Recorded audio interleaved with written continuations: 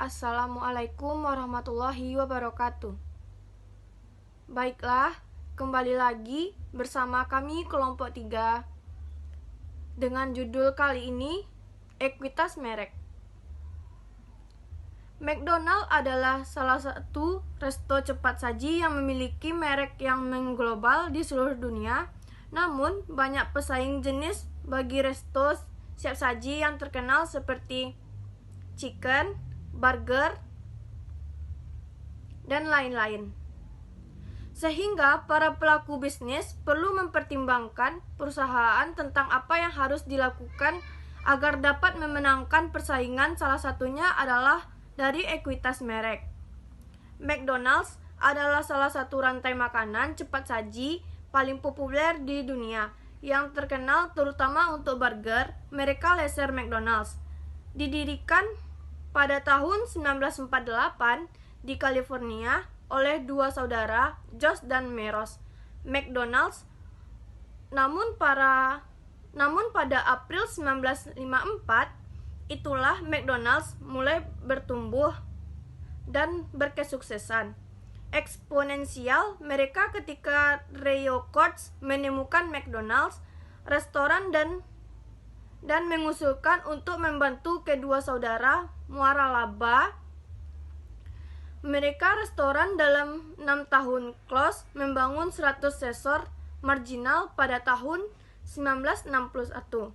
Itu diperkenal bersaudara. Dia setuju untuk joint venture mereka kecetros harga $2,7 juta.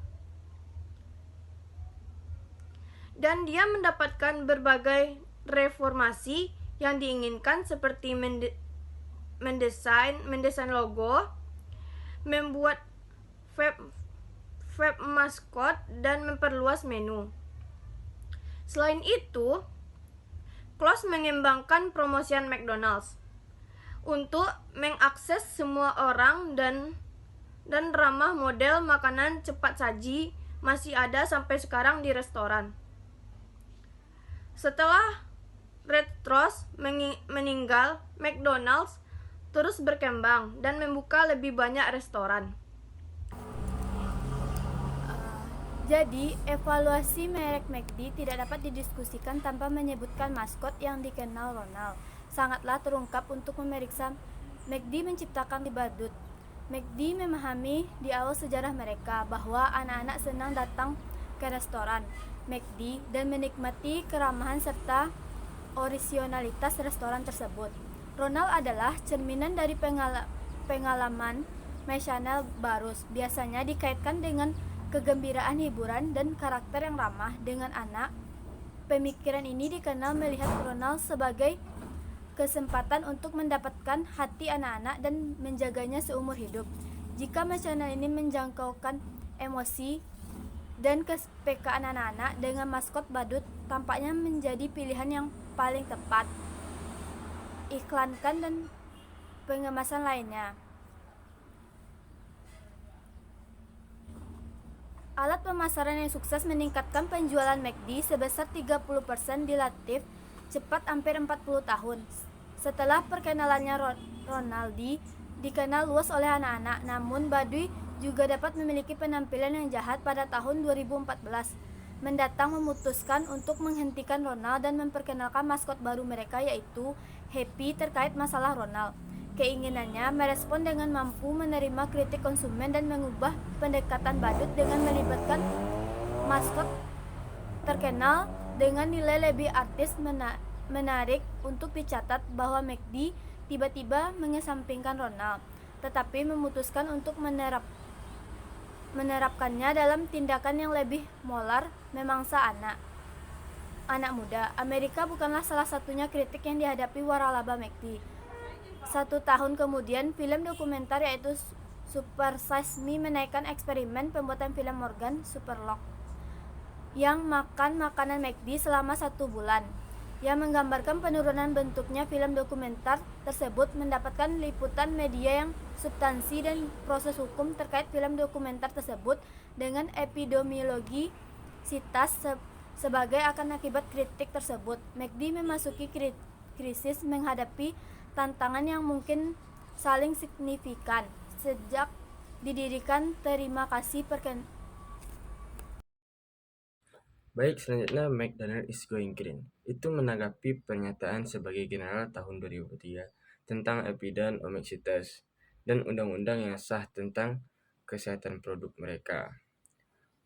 Maka mereka mulai bekerja untuk menaikkan tingkat gizi pada makanan mereka. Juga untuk mengurangi tingkat jumlah kalori, yaitu di bawah 600 kalori.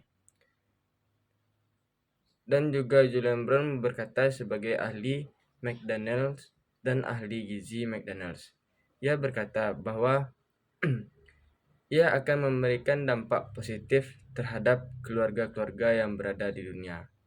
Selain itu, juga McDonald berinovasi terhadap logonya, yang mana logonya itu tadinya berwarna merah dan kuning.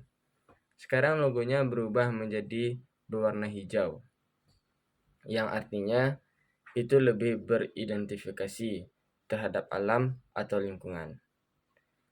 Serta McDonald's sekarang mengurangi tingkat polusi, yang mana ia tidak menggunakan bahan bakar fosil dan mendaur ulang minyak goreng yang telah dipakai sebelumnya. Baiklah, saya akan menjelaskan marketing mix yang digunakan oleh McDonald's. Salah satunya ada price. Jadi sejak awal McDonald's menawarkan pelayanan dan pengalaman dengan biaya yang terjangkau. Dengan menjaga harga tetap rendah, McDonald's selalu mempertahankan komitmen mereka untuk dapat diakses oleh semua orang dengan tidak melihat status sosial, usia maupun posisi. Lalu selanjutnya ada place, lokasi. Toko merupakan elemen kunci kesuksesan McDonald's. Waralaba dapat ditemukan di seluruh dunia. Ada 35.000 cabang restoran McDonald's dan 90% diantaranya adalah waralaba yang dimiliki oleh korporat McDonald's. Rantai makanan cepat saji menciptakan model waralaba yang unik. Faktanya, McDonald's memiliki tanah untuk dijadikan lokasi restoran mereka sendiri. Dengan kata lain, mayoritas pendapatan McDonald's berasal dari sewa. Menurut McDonald's, dengan mengidentifikasi mitra yang strategis akan mempercepat pertumbuhan dan skala di berbagai pasar. McDonald's juga akan mendorong inovasi yang lebih relevan dengan pelanggan dan komunitas yang mereka layani. Lokasi untuk memastikannya terlihat dapat diakses dan diberi jarak antara kota atau antar negara. McDonald's juga menawarkan layanan drive-thru yang memungkinkan pelanggan memesan menu tanpa harus keluar dari mobil mereka sendiri.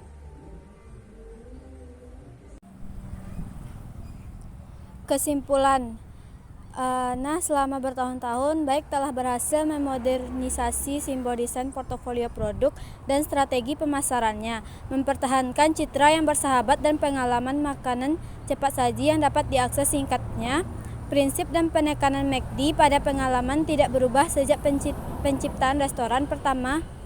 Merek ini mampu membangun kesuksesannya selama bertahun-tahun dengan menanggapi kritik konsumen dan beradaptasi dengan kebutuhan generasi baru konsumen.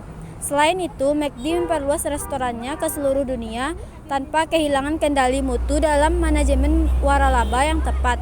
Perluasan restoran memungkinkan merek tersebut dikenal di seluruh dunia dan komitmen terhadap aksesibilitas dipertahankan dengan layanan cepat dari truk dan sistem pengiriman yang lebih modern selama bertahun-tahun.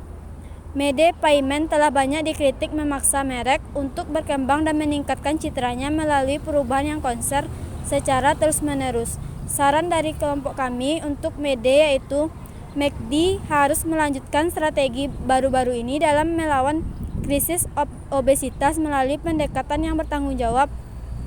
Kedua, McD harus meningkatkan perhatian mereka kepada konsekuensi etis dari setiap aktivitas periklanan dan komersial untuk menghindari duplikasi kesalahan yang dibuat di masa lalu. Ketiga, selain itu, Mede harus mengambil resiko untuk mengubah resep klasik menu mereka untuk meningkatkan manfaat nutrisinya secara klereus keseluruhan.